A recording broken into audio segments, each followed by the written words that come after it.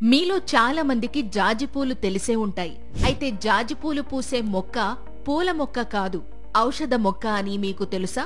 జాస్మినిం గ్రాండిఫ్లోరం అనే శాస్త్రీయ నామం కలిగిన జాజి మొక్క ఆకుల్లో బోలెడన్ని ఔషధ గుణాలు ఉన్నాయి.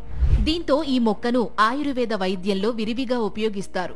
ముఖ్యంగా నోటిపుండ్లతో బాధపడేవాళ్లు జాజి ఆకులను నమిలి మింగినా లేదా 20 నుంచి 25 ఆకులతో చేసిన కషాయాన్ని నోట్లో వేసుకుని పుక్కిలించినా నోటిపుండ్లు తగ్గే అవకాశం ఉంటుంది.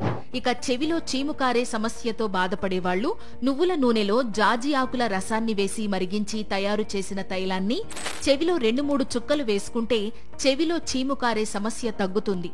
ఇంకా పాదాల పగుళ్లతో ఇబ్బంది పడేవాళ్లు జాజి ఆకుల రసాన్ని పాదాల పగుళ్లు ఉన్న చోట డైలీ రాత్రి నిద్రపోయే ముందు అప్లై చేస్తే పాదాల పగుళ్లు తగ్గి పాదాలు సాఫ్ట్ గా తయారవుతాయి.